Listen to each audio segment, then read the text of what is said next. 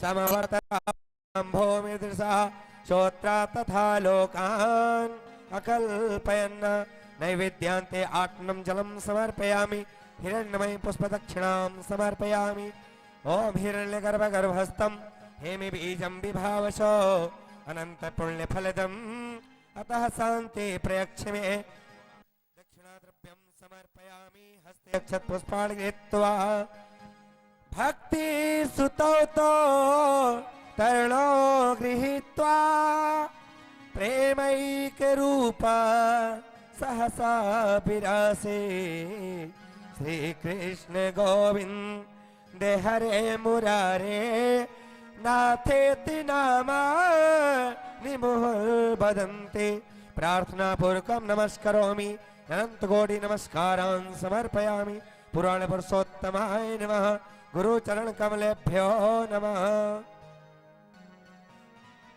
ओम नमो स्तनन्ताय सहस्रमूर्तये सहस्रपादाधीनाश्च देवता ते मंत्रा ब्राह्मणाधीना तस्मात् ब्राह्मण देवता प्रार्थना पूर्वकं नमस्करोमि अनंत कोटि नमस्कारान् समर्पयामि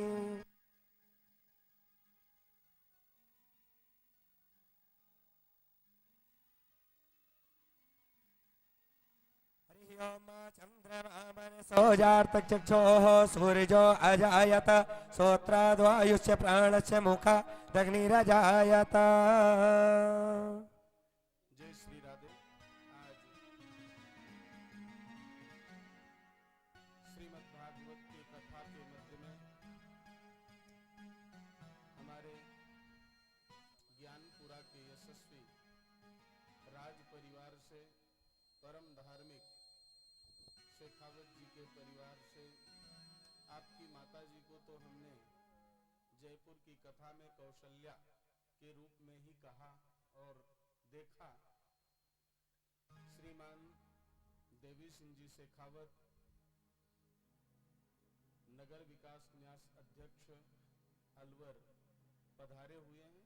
आप भी आरती में व्यासपीठ के पास पधारें और आपके साथ में पूर्व सरपंच जी हैं आए हुए, वो भी आरती में आकर के सम्मिलित हो जाएं।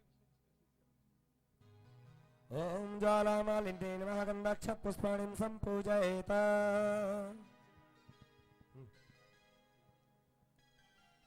हे बाके बिहारी तेरी आरती गाऊं, हे बाके बिहारी तेरी आरती गाऊं, हे बाके बिहारी तेरी आरती गाऊं, आरती गाऊं प्यारे तुझे को मनाऊं, आरती गाऊं प्यारे तुझे को मनाऊं, आरती गाऊं प्यारे तुझे को मनाऊं, आरती गाऊं प्यारे तुझे को मनाऊं, बाके बिहारी तेरी आरती गाऊं, हे बाके बिहारी तेरी आरती गाऊं, मोर मुकुट माथे पे सोए, ये मोरे मुकुट माथे पे सोहे, प्यारी बंसी मुनि मन मोहे, प्यारी बंसी मेरो मन मोहे, देख छवि मैं बलि बलि जाऊं, देख छवि मैं श्री राधे। हे बाके बिहारी तेरी आरती गाऊं, बाके बिहारी तेरी आरती साउंड। ओ चरणों से निकली गंगा प्यारी, ओ चरणों से निकली गंगा प्यारी, जिसने सारी दुनिया तारी, ओ जिसने सारी दुनिया तारी, उन चरणों में शीश झुकाऊं, उन चरणों में शीश झुकाऊं, हे बाके बिहारी तेरी आरती गाऊं, हे बाके बिहारी तेरी आरती गाऊं। ओ आरती गाऊं प्यारे तुझे को मनाऊं। आरती गाऊं प्यारे तुझी को मनाऊं। ओ आरती गाऊं प्यारे तुझे को मनाऊं। ओ आरती गाऊं प्यारे तुझे को मनाऊं। हे बाके बिहारी तेरी आरती गाऊं। हे बाके बिहारी तेरी आरती गाऊं। हे बाके बिहारी तेरी आरती गाऊं। बाके बिहारी तेरी आरती गाऊं। तेरी आरती गाऊं। तेरी आरती गाऊं तेरी आरती गाऊं तेरी आरती गाऊं तेरी आरती गाऊं। आरातिक्यं समर्पयामि। आरातिक्यांते जलेन शीतले कर्णं पुष्पै देवाभिवन्दनम्। मन्त्रपुष्पाञ्जलिम्। ओम नारायणाय विद्महे वासुदेवाय धीमहि तन्नो विष्णुः प्रचोदयात्। ओम महालक्ष्मी च विद्महे विष्णुपत्नी च धीमहि तन्नो लक्ष्मीः प्रचोदयात्। नानासुगन्धपुष्पाणि तथा कालोद्भवानि च पुष्पाञ्जलिर्मया दत्तं गृहाणि परमेश्वरो। मन्त्रपुष्पाञ्जलिं समर्पयामि। अनन्तकोटि नमस्कारान् समर्पयामि। पुराण पुरुषोत्तमाय नमः।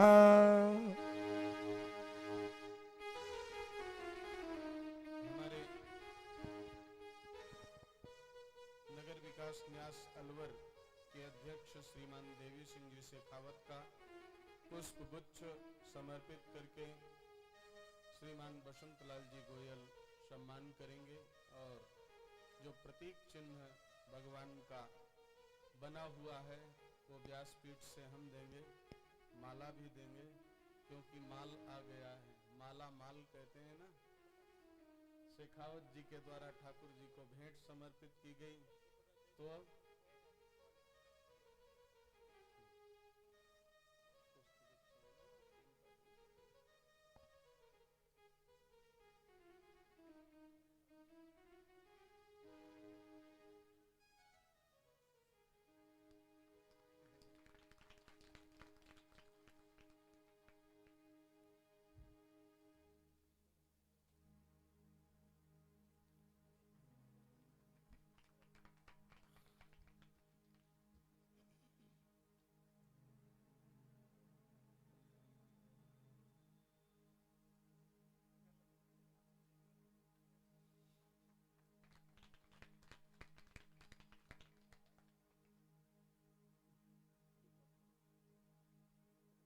सरपंच साहब भी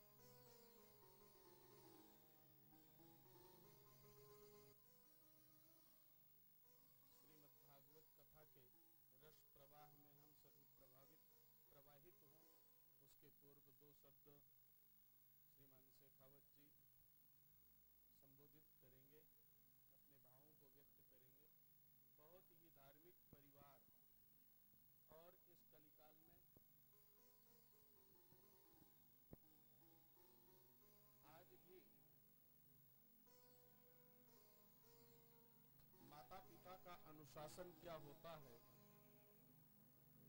ये आपकी इस धरती में देखने को मिलता है। इस धरती के अंदर कोई ऐसी शक्ति है जो ये कला देती है। हमने देखा पढ़ी लिखी प्रतिष्ठित परिवार की वो देवियां जब बहू बन करके आई हैं तो एक सासू माँ के सामने कैसे रहना चाहिए ये जयपुर में हमने देखा। अनुराधा शेखावत जी जो जिला प्रमुख का चुनाव लड़ी थी वो साथ में माता जी के आई। लगभग 15 मिनट हो गया, माता जी कहना भूल गई कि आप बैठ जाइए तो बहू कुर्सी को पकड़े हुए ऐसे खड़ी रही और उसके बाद जाकर के बैठी। प्रणाम किया तो बोले महाराज जी हमें तो यही आशीष दीजिए कि हमारा परिवार ऐसे संगठित रहे।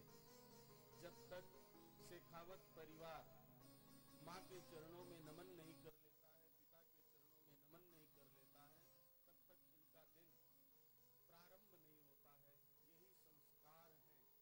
यही संस्कार हैं। ज्ञानपुरा की धरती में भी भागवत की कथा अद्भुत हुई थी, उसको लोग यहाँ याद करते हैं।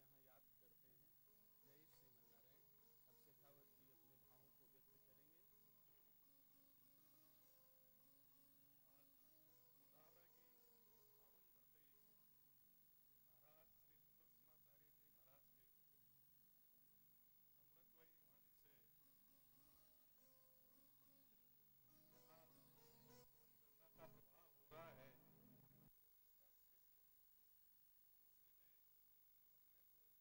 गंगा में प्रवाहित ये जनता महाराज जी के सम्मुख, महाराज जी के श्रीमुख से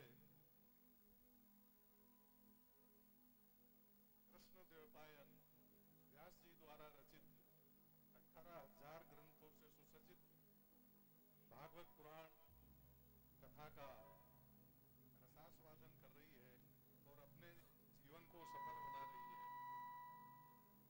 महाराज जी बहुत अच्छे कथा करते हैं और मैं गोयल परिवार को बहुत ही धन्यवाद देना चाहता हूँ कि ऐसे महाराज और इनके गुरु महाराज जो बहुत अच्छी कथाएं भी करवाते रहते हैं और महाराज जी अध्ययनरत रहते हैं। रामायण जी का भी और भागवत जी का भी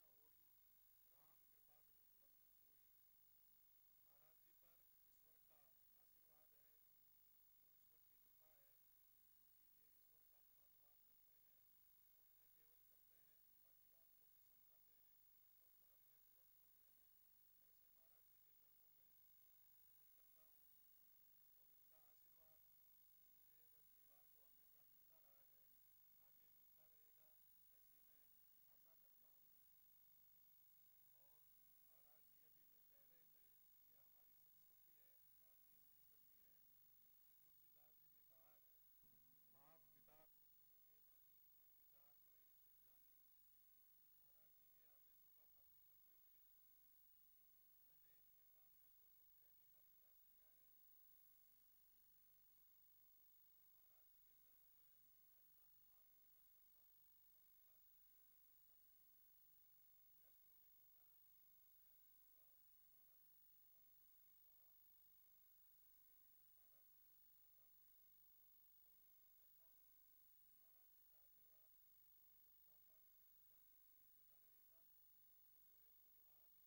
हाथ में निवेदन करता हूँ। व्यस्त होने के कारण मैं अभी पूरा समय महाराज जी की कथा में नहीं दे पा रहा, इसके लिए मैं महाराज जी से क्षमा प्रार्थी हूँ और उम्मीद करता हूँ कि महाराज जी का आशीर्वाद पूरी जनता पर, क्षेत्र पर ये बना रहेगा और गोयल परिवार और यहाँ धर्म परायण और भी परिवार समय की कथाएं करवाकर मृत और अन्य सभी आत्माओं के कल्याण के लिए कार्य करते रहेंगे, ऐसी मेरी आशा है, ऐसी मेरी उम्मीद है।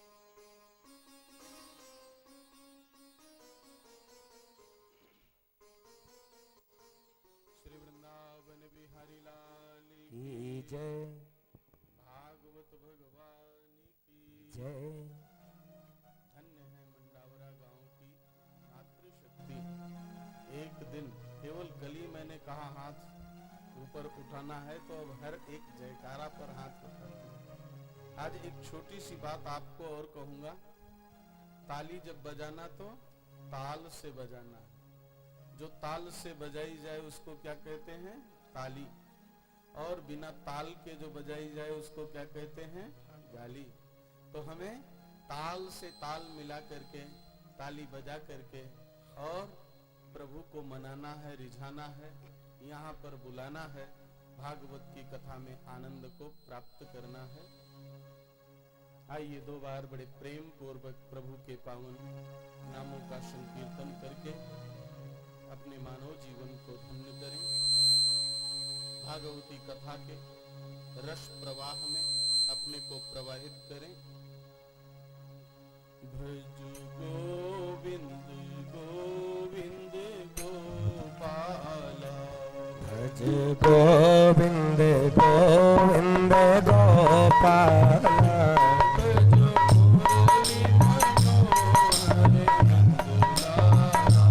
भज मुरली मनोहर नंदलाला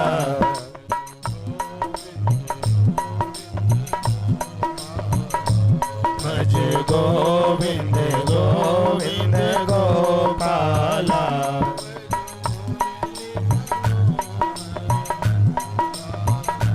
भज मुरली मनोहर नंदलाला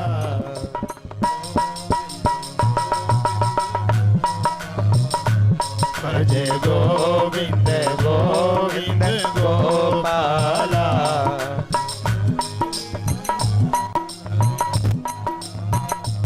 भज मुरली मनोहर नंदलाला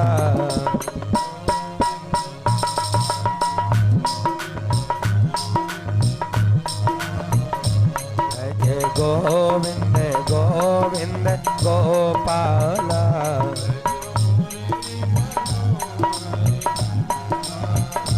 भज मुरली मनोहर नंदलाला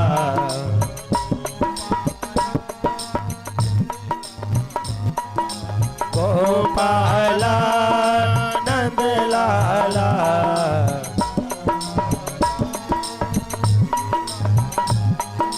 गोपाला नंदलाला गोविंद गोपाला भज गोविंद गोविंद गोपाला भज मुरली मनोहर नंदलाला गोविंद गोविंद गोपाला भज गोविंद गोविंद गोपाला भज मुरली मनोहर नंदलाला भज गोविंद गोविंद गोपाला भज मुरली मनोहर नंदलाला भज गोविंद गोविंद गोपाला भज मुरली मनोहर नंदलाला जय नित्यमच्युतपदाम्बुजयुग्मरुक्मं व्यामोहतस्तदितराणि तृणाय मेने अस्मद्गुरोर्भगवतोऽस्य दयैकसिन्धो रामानुजस्य चरणौ शरणं प्रपद्ये श्रीमद्गौतमदिव्यगोत्रप्रभवं श्रीरामशौर्यात्मजं श्रीमच्छ्रीमधुसूदनाङ्घ्रिकृपया शाश्वश्रिया शोभितम् श्रीमन्तं वरयागितं द्विजवरं श्रीवैष्णवानां प्रियं वेदान्तद्वयभावगं गुरुवरं श्रीकौशलेन्द्रं भजे ज्ञानानन्दमयं देवं निर्मलस्फटिकाकृतिम् आधारं सर्वविद्यानां हयग्रीवमुपास्महे उग्रं वीरं महाविष्णुं ज्वलन्तं सर्वतोदिशं नृसिंहं भीषणं भद्रं मृत्युं नमाम्यहम् प्रह्लाद नारद पराशर पुण्डरीक व्यासाम्बरीश सुखसौनक भीष्मदाल्व्यान् रुक्माङ्गदार्जुन वसिष्ठ विभीषणादीन् पुण्यानिमान् परं भागवतान् स्मरामि रामं रामानुजं सीतां भरतं भारतानुजं सुग्रीवं वायुसूनं च प्रणमामि पुनः पुनः कान्तिः सितामृशतिनिन्दितसारुदेन्दुर् यत्रैकतो विलसितामशिताङ्गिशोभाम् वृंदावनेऽपि कृत्या मुनगाङ्गसङ्गम् श्रीराधा मुकुन्द जुगलं तदहं नमामि। जन्माद्यस्य यतोऽन्वयादितरतश्चार्थेष्वभिज्ञस्वराट् तेने ब्रह्महृदाय आदिकवये मुह्यन्ति यत्सूरयः। तेजो वारिमृदां यथा विनिमयो यत्र त्रिसर्गो मृषा धाम्ना स्वेन निरस्तशस्त्रकुहकं सत्यं परं धीमहि। मनोजवं मारुततुल्यवेगं जितेन्द्रियं बुद्धिमतां वरिष्ठम् वातात्मजं वानरयोथमुख्यं श्रीरामदूतं शरणं प्रपद्ये। भक्ति भगवन्त गुरु चतुर्नाम वपुएक इनके पद बंदन किए नाशत विघ्न अनेक। श्री वृंदावन बिहारी लाल की। भगवत बंधुओं, श्रद्धामयी माताओं, देवियों, अनंत करुणा वरुणालय भक्तवांछा कल्पतरु दरिद्र निंदक पीतांबर प्रधारी राधा रसिक बिहारी भगवान श्री योगेश्वर कृष्ण की महती कृपा से पितृ तर्पण के पश्चात पितृ ऋण से मुक्त होने के प्रयोजन से स्वनाम धन्य श्रीमती सीता देवी गोयल, श्री बसंतलाल जी गोयल के आयोजकत्व में गोयल परिवार के द्वारा आयोजित महर्षि मांडव्य की तपस्थली मंडावरा गांव में भगवान वासुदेव श्री कृष्ण के प्रत्यक्ष स्वरूप अश्वत्थ वृक्ष के नीचे बैठ करके श्रीमद् भागवत की कथा के द्वितीय दिवस में आप सभी लोग प्रवेश कर रहे हैं। कल आपने भागवत जी के महात्म को श्रवण किया। जब हम किसी व्यक्ति, वस्तु, पदार्थ के महत्व को समझते हैं तब उसके प्रति प्रीति जागृत होती है। बिना प्रीति के भक्ति नहीं होती है और भक्ति के बिना भगवान की प्राप्ति नहीं होती है। जब भागवत की महिमा को सूत जी महाराज के मुखारविंद से सौनकादिक ऋषियों ने सुना तो कहने लगे, कस्मिन् युगे प्रवृत्तोयम् अस्थानम केन हेतुनः। किस युग में श्रीमद् भागवत की कथा का प्रणयन हुआ, किस स्थान में हुआ। हमने सुना है कि महर्षि वेद व्यास जी ने अपने पुत्र सुखदेव जी को इस कथा को श्रवण कराया। तस्य पुत्रो महायोगी, उनके पुत्र सुखदेव जी तो महान योगी थे। गोदोहन मात्र किसी गृहस्थ के आश्रम पर या किसी एक स्थल पर ठहरते थे। गाय के दोहने में जितना समय लगता है, फिर वो 7 दिन तक कथा को सुने और राजेंद्र परीक्षित को सुनाए, ये कैसे संभव है? क्यों नहीं बैठते थे? क्योंकि ज्यादा संग करने से, सत्संग करोगे तो जीवन सुधरेगा और यदि संग कुसंग हो गया तो दुर्व्यसन जीवन में आ सकता है। इसलिए दूरी बना करके रहा करते थे सुखदेव महर्षि। कैसे उन्होंने इस ग्रंथ को श्रवण किया और राजेंद्र परीक्षित को सुनाया। सूत जी महाराज सौनकादिक ऋषियों से श्रीमद् भागवत महापुराण की कथा जो हमें विस्तृत प्राप्त हुई है, वो कहां पर कैसे प्राप्त हुई, उस पावन प्रसंग को श्रवण कराना प्रारंभ करते हैं। कल हमने आपसे एक छोटी सी बात कही थी, इसको प्रतिदिन याद रखना।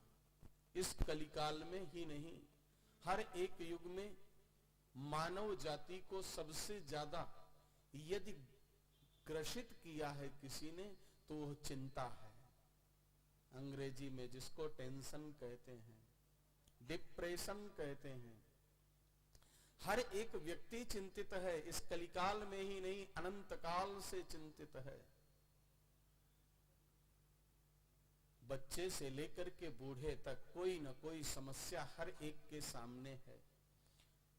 द्वापर युग 28वीं चतुर्युगी का द्वापर युग समाप्ति की तरफ था, जिसमें हम जी रहे हैं।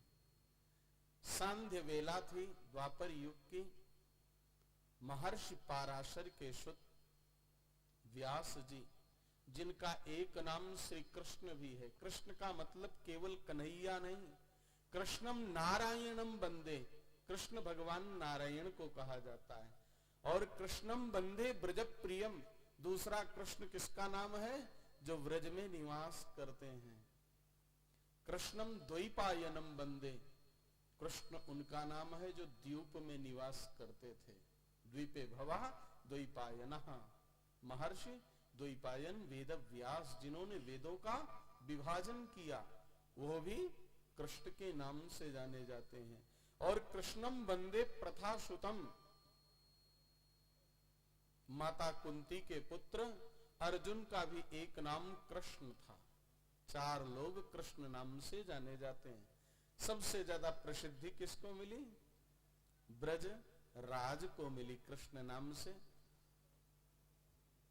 तो द्वापर युग की समाप्ति वेला पर भारत के अंतिम गांव, जो आज भारत की सीमा कही जाती है, उत्तुंग शिखर हिमालय के उस चोटी पर, जहां से भारत देश की सीमा प्रारंभ होती है, जहां पर भगवान नारायण तपस्यारत हैं, चिंतन करते हैं, मनन करते हैं, 6 महीने तक अपनी आत्मा का निरीक्षण करते हैं, एकांतवास करते हैं। उस बद्रिका आश्रम से थोड़ा ऊपर चल करके माना गांव से थोड़ा सा और आगे चलेंगे तो व्यास गुफा है।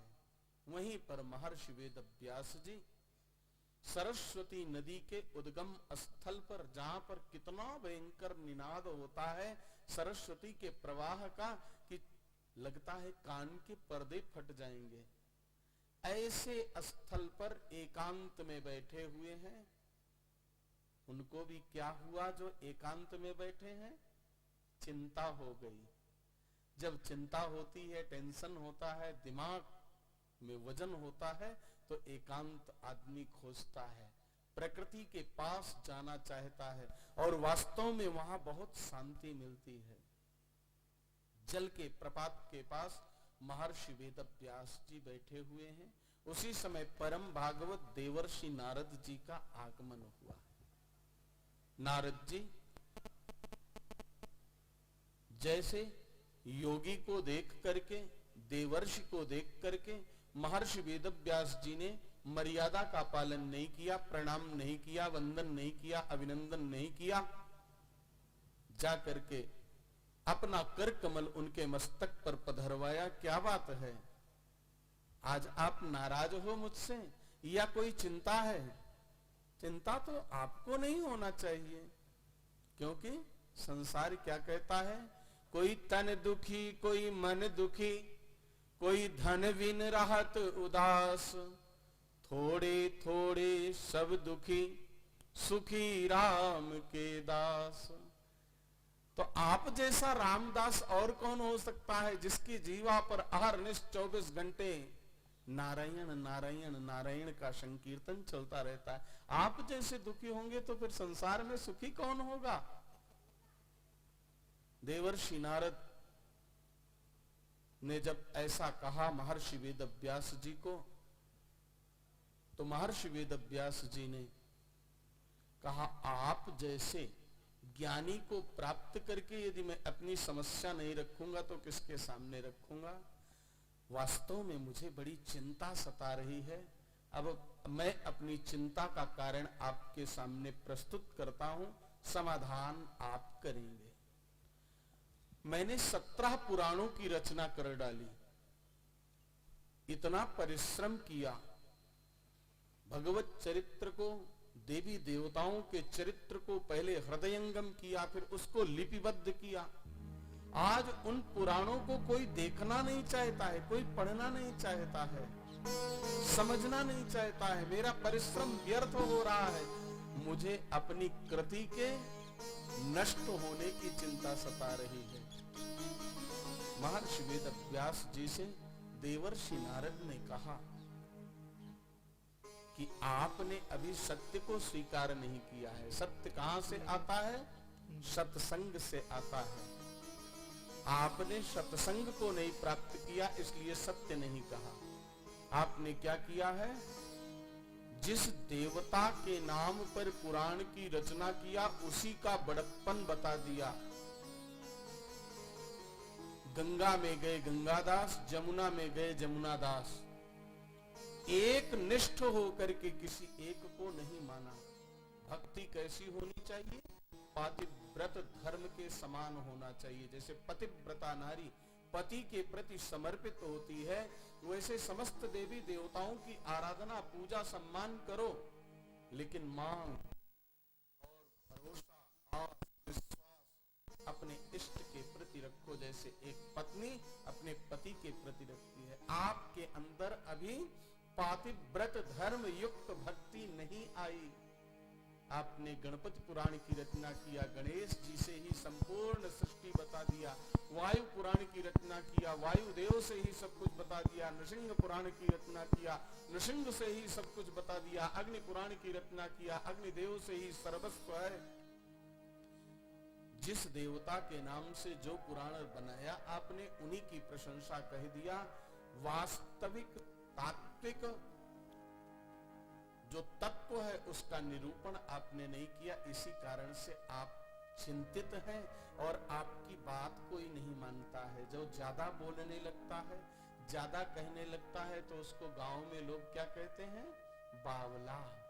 बावला हो गया। और बावला की बात पर विश्वास कोई नहीं करता है। तो आपने 17 पुराणों की रचना कर डाली, अब संसार आपको बावला समझने लगा है। आपको थोड़ा सा तत्व की तरफ ध्यान देना पड़ेगा। सर्वेश्वर श्री कृष्ण के कल्याण गुणगण विशिष्ट गुणों का वृहद वर्णन करना पड़ेगा। उनके बिना कल्याण हो ही नहीं सकता है। और ये कैसे होता है? सत्संग के बाद विवेक जागृत होता है, तब ब्रह्म की साधना हो पाती है। सत्संग का जीवन में कितना बड़ा महत्व है, मैं और कहीं से उदाहरण नहीं दूंगा, आपको अपने जीवन का उदाहरण देता हूं। सत्संग के प्रभाव से एक दासी का पुत्र आज आपके सामने देवर्षि नारद के रूप में उपस्थित है। पूर्व जन्म में मैं एक दासी का पुत्र था। मेरी मां किस जाति की थी, मैं किसकी संतति था, मुझे पता नहीं। घर में सेवा कार्य करती थी, घर घर जाकर के, और मेरा लालन पालन किया। एक धर्मात्मा प्राणी के यहाँ पर भी वो सेवा किया करती थी। उन्हीं के यहाँ हमें आश्रय मिला हुआ था रहने के लिए। वो परम धार्मिक थे। उनके घर में संतों का आगमन हुआ। श्रुत दारा अरु लक्ष्मी पापियों के घर होए, संत समागम हरि कथा तुलसी दुर्लभ तोए। संसार में लक्ष्मी की प्राप्ति, संतान की प्राप्ति, परिवार की प्राप्ति संभव है पुरुषार्थ से, लेकिन सत्संग की प्राप्ति तो परमात्मा की कृपा से ही संभव है। तो उनके घर में संतों का आगमन हुआ। चातुर्मास करने के लिए संत आए, और संतों को सेवा के लिए सबसे प्रिय क्या लगते हैं? छोटे बालक। 5 वर्ष के बालक के अंदर षड विकार नहीं होते। काम, क्रोध, लोभ, मोह, मद, मात्सर्य, अहंकार नहीं होता है। एक थप्पड़ मार दिया, 2 मिनट रो लेता है वो, और एक चॉकलेट दिखा दिया, आपका बन जाता है। यही परमात्मा का स्वरूप है। परमात्मा दुर्गुण नहीं देखते हैं, केवल गुणों को देखते हैं। कृतम एकेन तुष्यति। भगवान के प्रति एक यदि आपने भाव व्यक्त कर दिया तो उसी से प्रसन्न होते हैं। परमात्मा हजारों दुर्गुणों को भुला देते हैं। इसीलिए बालकों से प्रेम रखते हैं संतजन। मैं उस परिवार में सबसे छोटा बालक था। मुझे सेवा धर्म में लगा दिया। झाड़ू लगाना, कुटिया के सामने भगवत आराधना के लिए पुष्प चयन करके लेके आना, हवन करने के लिए संविधा को लेके आना, भोजन करने के बाद जूठे बर्तनों को उठा करके साफ करके रख देना, और जो उनका उच्छिष्ट प्रसाद बचता ना, वो हमें खाने के लिए मिल जाता। यद्यपि सभी का जूठा खाना मना किया गया है, वायरस फैल जाता है एक दूसरे के अंदर, लेकिन संत पुरुषों का यदि उच्छिष्ट मिल जाए तो जीवन धन्य हो जाता है। उसको शीत प्रसादी कहा गया है। श्री श्री भाष्यकार जगत गुरु रामानुजाचार्य, जिनका सहस्त्राब्दी महोत्सव वर्ष मनाया जा रहा है, 1000वां वर्ष जन्म का, हमारे भारत के यशस्वी प्रधानमंत्री नरेंद्र जी मोदी ने इस बार 15 अगस्त में एक संत परंपरा का नाम लिया कि इस देश को सुधारने में, क्षमता का सदुपदेश देने में संतों का बड़ा योगदान रहा है, और उसमें भाष्यकार रामानुजाचार्य जी का अद्भुत योगदान था। रामानुजाचार्य जी एक बार देश साटन करते हुए गांव-गांव भ्रमण कर रहे थे। एक नगर में प्रवेश किए। एक शिष्य उनका धनिक था, बड़ा धनवान था, और एक निर्धन था। धनिक के घर में जब संदेशा भेजा कि गुरुजी आए हैं, तो बोले आ जाएंगे गुरुजी। भावों को समझे। जो निर्धन था उसके यहां संदेशा भेजा, आज मेरा भाग्य धन्य हुआ। लेकिन निर्धनता इतनी थी कि वो मातृशक्ति घर पर थी, पति देव बाहर थे, एक वस्त्र भी पूर्ण रूप से अपनी लज्जा को ढकने का नहीं था। उस देवी ने कुटिया के अंदर से ही प्रणाम किया, आप गुरुदेव अंतर्यामी हैं, मेरा अंदर से ही प्रणाम स्वीकार कीजिए। आपकी पुत्री बाहर निकल करके प्रणाम भी करने की स्थिति में नहीं है। गुरुदेव ने अपना उत्तरीय वस्त्र उस कुटिया के अंदर फेंक दिया, लो पुत्री, और आकर के संत चरणार बिंदु को प्रणाम करो। संतों की एक टोली चल रही थी, साथ में प्रणाम किया। और जल सबसे पहले प्रदान किया जाता है। कोई भी अतिथि आता है तो हमारी परंपरा है, जल प्रदान किया संतों के सेवार्थ, और बैठ के विचार करने लगी, इतने संतों का आगमन हुआ है, मैं इनके भोजन की व्यवस्था कैसे करूं। उनके रूप पर आसक्त था एक धनिक व्यक्ति। आज वो देवी विचार कर रही है कि हाथी के दांत के गहने अनेक बने, मृग की चर्म ऋषि मुनि मन भाई है। मरने के बाद भी हाथी के दांत के गहने बनाए जाते हैं। मृत होने के बाद शव कहलाता है शरीर, हाथ लगाने के बाद स्नान करते हैं। लेकिन वही मृत मृग का चर्म सिद्धि देने वाला कहा गया है। वो बकरा भी श्रेष्ठ है, भले जीवन भर मैं किया, लेकिन मरने के बाद भी उसकी खाल मंदिर के अंदर रखी जाती है, ढोलक और तबले के रूप में, नगाड़े के रूप में। लेकिन ये मानव शरीर मरने के बाद किस काम में आता है? इसकी तो 3 ही गति होती है केवल, कृमि, बिट और भस्म। अगर इसको गाड़ दिया गया मिट्टी के अंदर तो इसी में कीड़े उत्पन्न होते हैं और कीड़ा बन जाता है पूरा शरीर। यदि इसको जल में प्रवाहित कर दिया गया तो कीड़े खा करके विष्ठा कर देते हैं, और यदि जला दिया गया तो भस्म राख बन जाती है। 3 के अलावा चौथी गति इसकी नहीं है। जीते जी जो हो सकता है वो कर लो। नासवान इस शरीर को समर्पित करके यदि संत सेवा हो सकती है तो मैं अपने जीवन को धन्य मानती हूं। जा करके उसके निवेदन को स्वीकार कर लिया। पहले संतों की सेवा के लिए मुझे धन चाहिए, फिर उसके बाद मैं तुम्हारे सामने समर्पण कर दूंगी। ऐसी भावना उस देवी ने प्रकट किया, ले आकर के पदार्थ और संतों की सेवा में समर्पित कर दिया। संत खा पी करके जब आनंदित हुए, गुरुदेव के चरणों में प्रणाम करने लगी। गुरुदेव ने अपनी शीत प्रसादी दिया, उच्छिष्ट भोजन दिया। उस उच्छिष्ट भोजन को करने के लिए गुरुदेव ने कहा, पुत्री सामने कर लो। बोले नहीं गुरुदेव, अभी किसी का कर्ज बाकी है, उस कर्ज को चुका करके तब यह प्रसादी लूंगी। त्रिकालज्ञ रामानुजाचार्य जी ने देख लिया सब कुछ। बोले पुत्री, जिसका कर्ज चुकाने जा रही है ना, उसको भी ये प्रसादी दे देना। उस प्रसादी का प्रभाव क्या हुआ, लेकर के देवी पहुंची। जैसे ही उसने उस प्रसाद को खाया, धनिक व्यक्ति ने सामने खड़ी हुई देवी जिसके प्रति कुदृष्टि थी, वो दृष्टि जो है सुदृष्टि में बदल गई। संत क्या करते हैं, दृष्टि ही तो देते हैं, और दृष्टि अगर हमारी सही हो गई तो सृष्टि सही हो जाती है, दृष्टि अगर बिगड़ गई तो सृष्टि बिगड़ जाती है। आज उसकी दृष्टि सही हो गई। जिस देवी के प्रति लालायित था, आसक्त था, उसका मन विकृत था, उसके अंदर अपनी माँ की छाया देखने लगा और अपने माँ के रूप को देख करके साष्टांग प्रणिपात कर लिया। धन्य हो देवी, जिस संत के प्रसाद में इतनी बड़ी शक्ति है कि मेरी दृष्टि बदल गई। अगर उनके चरणारविंद प्राप्त हो जाएंगे तो मुझे क्या नहीं मिल जाएगा। उन सद्गुरुदेव के चल करके मुझे दर्शन करा दे। यह है शीत प्रसादी का महत्व।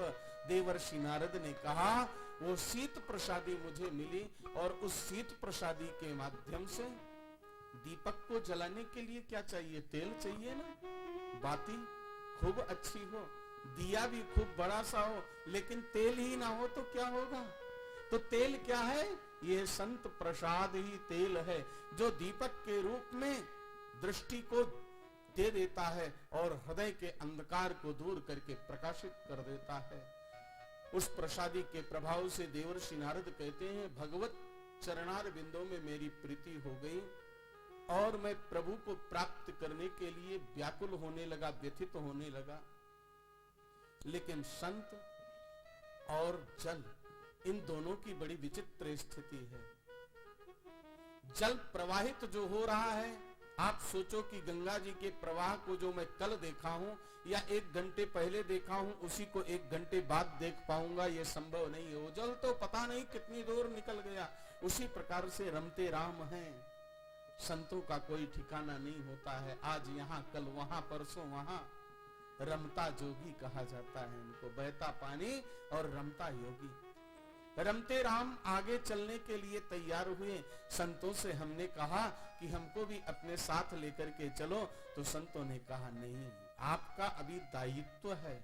यदि हम दायित्व का निर्वहन किए बिना संत बन जाते हैं, भगवत सन्निधि को प्राप्त करने के लिए निकल पड़ते हैं, तब भी वो दोष है।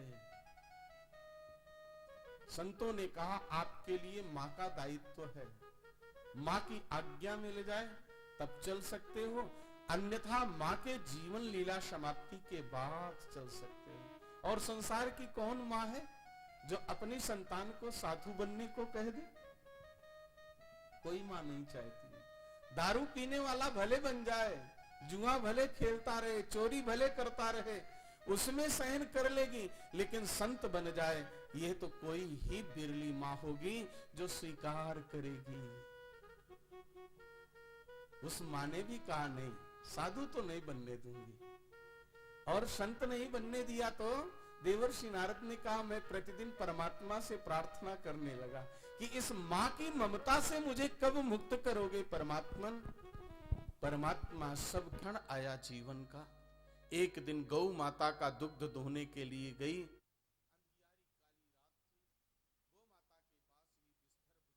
बैठे हुए थे, वही उनके काल निमित्त थे, डस लिए उनका।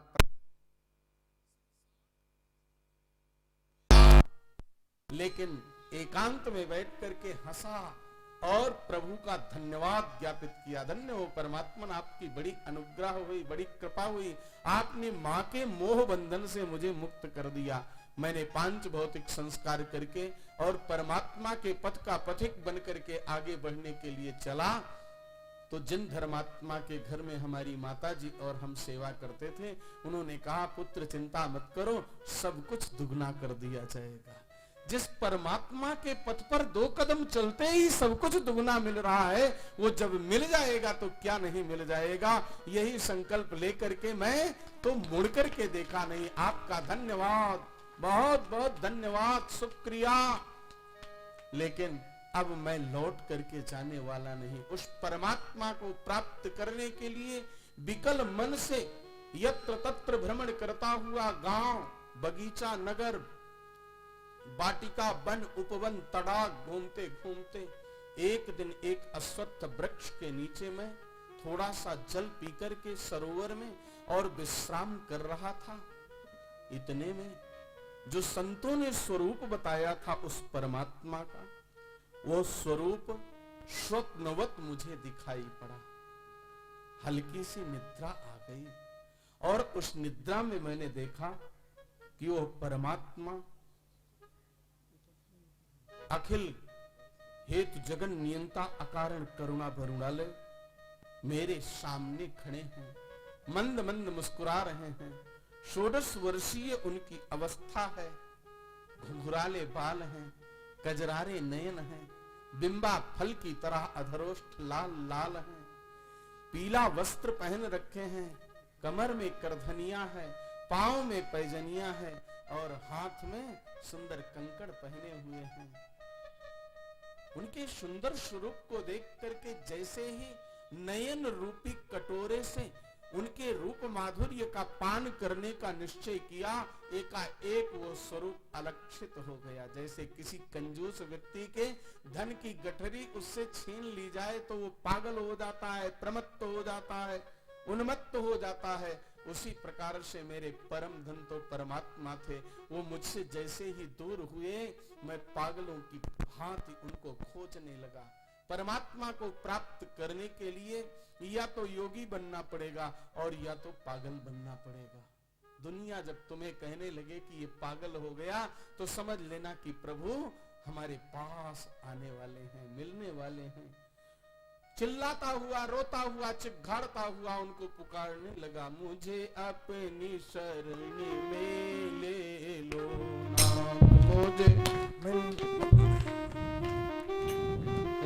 नाथ, मुझे अपनी शरण में ले लो नाथ, मुझे अपनी शरण में ले लो नाथ, अपनी शरण मुझे अपनी शरण में ले लो नाथ।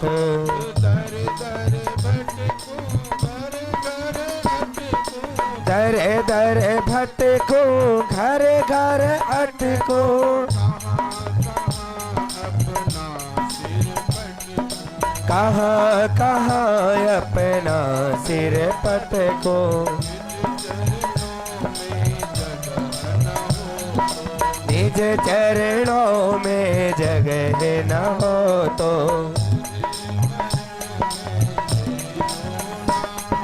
मुझे मरण में ले लो नाथ,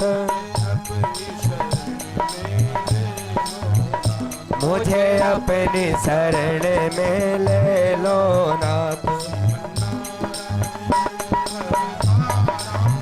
श्रीमन्नारायण भवतारायण, श्रीमन्नारायण भवतारायण, श्रीमन्नारायण नारायण नारायण, लक्ष्मी नारायण श्रीमन्नारायण, श्रीमन्नारायण नारायण नारायण। यत्र तत्र विचरण करता हुआ पागलों की भांति घूम रहा था। एक दिन एकांत में बैठा हुआ सोच रहा था कि इस जन्म में अब दोबारा मिलेंगे कि नहीं मिलेंगे। नहीं मिलेंगे तो यही प्रार्थना करूंगा, अगर इस जन्म में ना मिलो आप तो देना जन्म दोबारा, लेकिन मिलना जरूर प्रभु। ऐसा भाव जैसे मेरे अंदर आया। देवर्षि नारद कहते हैं, सकृत यद्दर्शितम रूपम एतत् कामायते नघ, मत्कामः सनकैः साधु सर्वान् चतुरक्षयान्। मुझे आकाशवाणी सुनाई पड़ी, इस जन्म में जितना पुण्य था ना बालक तेरा, उतना मैंने अपने स्वरूप का दर्शन तुझे करा दिया। अब और सदा सर्वदा के लिए मुझसे मिलने के लिए, मुझे प्राप्त करने के लिए बैलेंस बनाना पड़ेगा, डिपॉजिट करना पड़ेगा।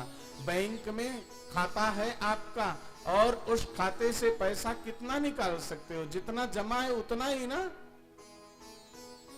अगर ज्यादा का चेक भर दिए और वो चेक बाउंस हो गया, बाउंस ही बोलते हैं, क्या बोलते हैं, तो फिर क्या होगा? डिफॉल्टर कह दिए जाओगे।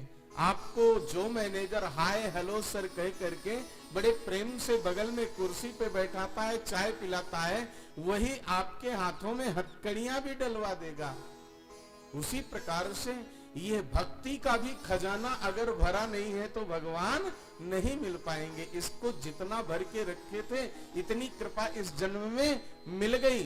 अब प्रतीक्षा करो, मेरे नाम का संकीर्तन करो, नाम धन रूपी बैंक को खूब भर लो, और जो अगला जन्म तुम्हें प्राप्त होगा ना,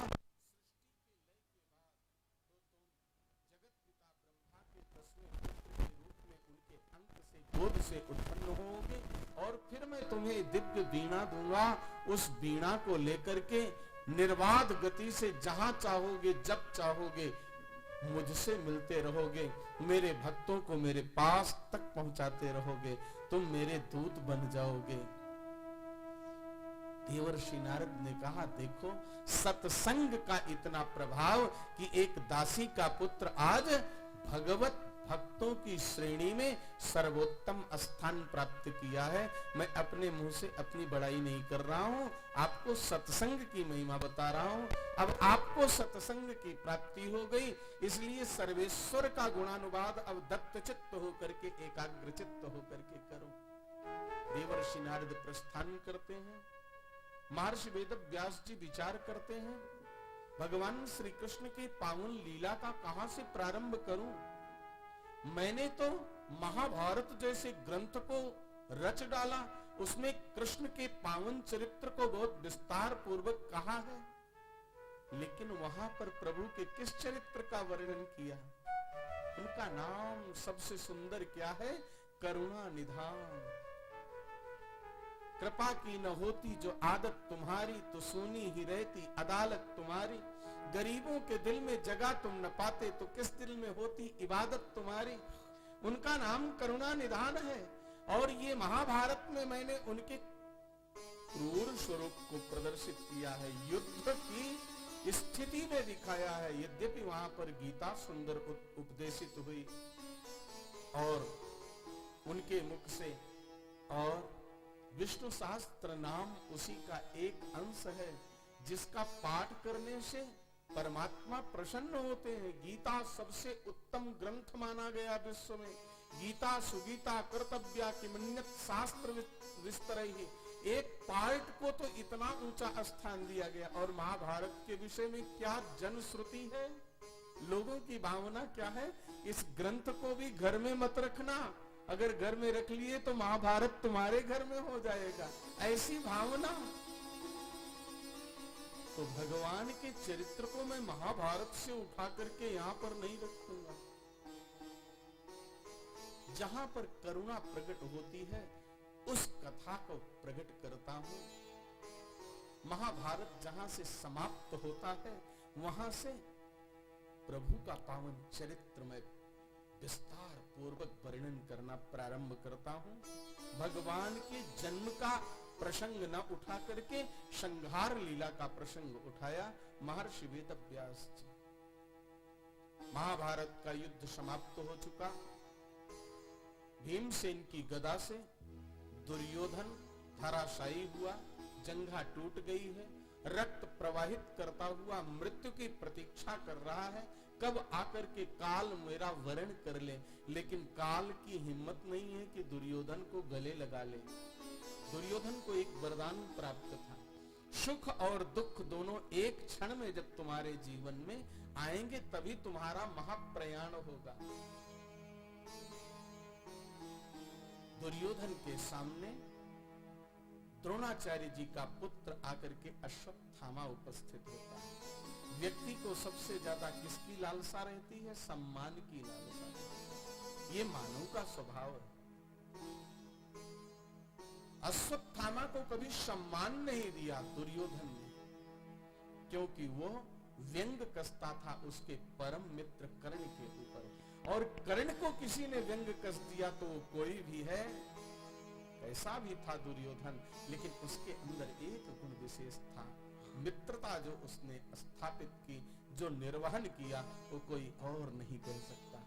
जब कर्ण को सूत पुत्र कहा जाता था तो अंग देश का राजा बना करके, अधिपति बना करके अंगराज कर्ण की उपाधि दिलाया। यह है मित्रता का ज्वलंत उदाहरण। आकर के अश्वत्थामा ने कहा, मित्रवर, अब तो आपके मित्र कर्ण भी नहीं रहे, आपके गुरुदेव द्रोणाचार्य भी नहीं रहे, आपके पितामह भीष्म भी नहीं रहे, सबके सब समाप्त हो गए। मुझको एक उपाधि दे दो, एक सम्मान दे दो, मुझे महारथी कह दो एक बार। दुर्योधन ने देखा इसके अंदर लोभ का अंकुर अंकुरित हो रहा है, इसको खाद पानी देकर के जल्दी से वृक्ष के रूप में तैयार कर दो तो काम बन जाएगा। मैं आनंद पूर्वक जीवन जी न सका, कम से कम अच्छी मृत्यु को तो वर्ण कर सकूं। पांडवों से द्वेष रखते हुए मैं प्रेम पूर्वक कभी चैन की सांस जी नहीं पाया, अब मृत्यु अच्छी पा सकूं, इसलिए अपने मरने के पहले मैं पांडवों का संहार चाहता हूं। और इसके अंदर लोभ आया है, इसको और जागृत करना ही मुझे है। बोले, तुम केवल महारथी बनना चाहते हो, मैं तो तुमको महाराज के रूप में देखना चाहता हूं। भले ही महाभारत का युद्ध समाप्त हो गया, लेकिन जब तक राज मुकुट मेरे सिर पर है, मेरी श्वास है, मैं जिसको तिलक करके ये मुकुट जिसके सिर पर रखूंगा वही हस्तिनापुर का राजा होगा। जाओ गुरुपुत्र अश्वत्थामा, हस्तिनापुर का सिंहासन तुम्हारी प्रतीक्षा कर रहा है। युद्ध के साम दाम दंड भेद छल, इन नियमों में जैसे छल हमारे साथ हुआ, हमने भी किया, वैसे एक छल तुम्हें भी करना है। इस समय विजयोत्सव पांडव मना रहे होंगे, वो सो रहे होंगे, और सोते हुए पांडवों के सिर काट करके ले आओ, मेरे सामने उपस्थित कर दो, ये हस्तिनापुर का सिंहासन मैं तुम्हें प्रदान कर दूंगा। लोभ जागृत हुआ, और लोभ क्या है? पाप का पाप है। बाबा तुलसी ने कहा, लोभ पाप कर मूल। तो लोभ में आकर के व्यक्ति बड़ा से बड़ा, जघन्य से जघन्य अपराध करने में हिचकिचाता नहीं है, संकोच नहीं करता। लोभ में आकर के अश्वत्थामा इस जघन्य पाप को करने के लिए चल पड़ा। लेकिन जहां पर कृष्ण करुणा निधान रक्षक बनकर के बैठे हैं, वहां पांडवों का बाल बांका कौन कर सकता है? पांडव विजयोत्सव मनाने जा रहे थे, प्रभु ने मना कर दिया। बोले, तुम्हारे द्वारा चाहे जैसे ही गोत्र का वध हुआ है और उस पाप का प्रायश्चित किए बिना आप विजय उत्सव नहीं मना सकते हो। आओ, उसी कुरुक्षेत्र की धरती में भगवान नारायण के अंशावतारी परशुराम जी के द्वारा जो श्यामंत पंचक तीर्थ है उसमें स्नान कीजिए, तर्पण कीजिए, फिर कल विजयोत्सव मनाएंगे। पांचों पांडव को लेके चल दिए। पांचों पांडवों से देवी द्रौपदी को जो 5 पुत्र प्राप्त हुए थे, वो पांडव के कक्ष में सो रहे थे। उनकी क्या थी? 2 कॉपी थी, अंतर नहीं था बिल्कुल। टिमटिमाते हुए दीपक के उजाले में अश्वत्थामा समझ न पाया। पांचों पांडव समझ करके उन 5 पुत्रों को जो देवी द्रौपदी को पांडवों से प्राप्त हुए थे, गाजर मूली की तरह सिर को धड़ से अलग करके और उनके केसों को झोटा बना करके, जैसे गांव का किसान मूली और गाजर इकट्ठा पत्ते पकड़ करके लेकर के चलता है, ऐसे 5 सिरों को लेकर के जब दुर्योधन के पास पहुंचा तो दूर से देख करके अट्टहास करके हंसने लगा। मेरे शत्रु मेरे से पहले इस दुनिया को अलविदा कह करके चल दिए। जैसे ही नजदीक पहुंचा, अश्वत्थामा देवी द्रौपदी के 5 पुत्रों को देख करके फूट फूट करके रोने लगा। कौरव और पांडव वंश परंपरा में यही 5 तो बचे थे, उसको पता नहीं था कि अभिमन्यु की पत्नी उत्तरा गर्भवती है, वहां पर भी अभी संतान बीज सुरक्षित है। उसको पता नहीं था, फूट फूट करके रोने लगा। मेरी शत्रुता पांडवों से थी, पांडव के पुत्रों से नहीं थी। तूने ये क्या किया? कौरव और पांडव वंश को नष्ट कर दिया। अब सिंहासन की प्रतीक्षा छोड़, अपने प्राणों के विषय में विचार कर। भले तू अमर बलिदानी है, लेकिन वीरवर अर्जुन के प्राणों के आगे सब व्यर्थ हो जाएगा। अर्जुन तुझे छोड़ेगा नहीं, अगर बच सकता है तो अश्वत्थामा बच ले। कहते हुए महाप्रयाण किया। दुर्योधन का प्राणांत हुआ। इधर पांचों पांडव आए हैं। भगवान श्री कृष्ण के साथ अपने पुत्रों को उठाने के लिए कक्ष में गई और सिर विहीन धड़ को देख करके चिघाड़ करके वक्षस्थल को पीट पीट करके रोने लगी। अर्जुन भगवान श्री कृष्ण के साथ दुखित मन से सांत्वना दिलाते हुए देवी द्रौपदी से बोले, शोक स्नान तभी करना जब तुम्हारे पुत्रों के वध करने वाले का मैं वध करके आऊं तो। दिव्य शक्ति थी अर्जुन के अंदर। अस्तंभित शक्ति जिस बाण के अंदर थी उसका प्रयोग करके उसकी गति को स्तंभित कर दिया। अश्वत्थामा जहां खड़ा था, न आगे आ सकता है न पीछे जा सकता है, बिल्कुल वृक्ष की तरह स्थिर हो गया। खोजते हुए और जा करके पहुंचे। अश्वत्थामा के केस को पकड़ करके घसीटते हुए ले आकर के जब देवी द्रौपदी के चरणों में पटक दिया तो मां के अंदर क्या है? क्षमा गुण है। क्षमा च जननी, मां का चाहे जितना अपमान कर दो, एक बार पैरों में सिर झुका दो, वो सारा माना अपमान भूल जाती है। जिसके 5 पुत्रों का वध किया था उस अश्वत्थामा ने, उसकी उस दुर्दशा को देख करके और माता द्रौपदी का हृदय विदीर्ण हो गया। कहने लगी अर्जुन से, मुच्यतामेष ब्राह्मणो नितरां गुरुः सरहस्योस् धनुर्वेद सविसर्गोपसंयमः। अरे छोड़ दो, ये केवल ब्राह्मण नहीं है, आपके गुरु का पुत्र है, जिनसे आपने सरहस्य वेद का अध्ययन किया और शांगोपान शास्त्र और शस्त्र दोनों विद्याओं को प्राप्त किया। मैं एक मां हूं, अपने पुत्र के वियोग का दर्द मैं झेल रही हूं। मैं 5 पुत्रों को खो चुकी हूं, एक मां को और उसके पुत्र से दूर कैसे कर दूं? कृपी की क्या दशा होगी कृपाचार्य की पत्नी, द्रोणाचार्य की पत्नी की। इसलिए छोड़ दो। द्रौपदी के ऐसे वचनों को सुन करके अर्जुन पीछे पड़े, हटे। भीमसेन आगे बढ़े, इसको दोनों हाथों की गदोरी में यूं रख करके इसका सिर मसल करके फोड़ दूंगा। इतनी साहस, इतनी शक्ति थी भीमसेन के अंदर। भगवान श्री कृष्ण ने भीमसेन को समझा करके किनारे किया। अर्जुन हमेशा प्रभु को क्या कहता था? कृष्ण को गुरु। शिष्यस्तेहम सादिमाम त्वाम प्रपन्नम। आप मेरे गुरु हैं और मैं आपका शिष्य हूं। तो गुरु अपने शिष्य की परीक्षा कहीं पर किसी भी समय पर कैसे भी ले सकता है।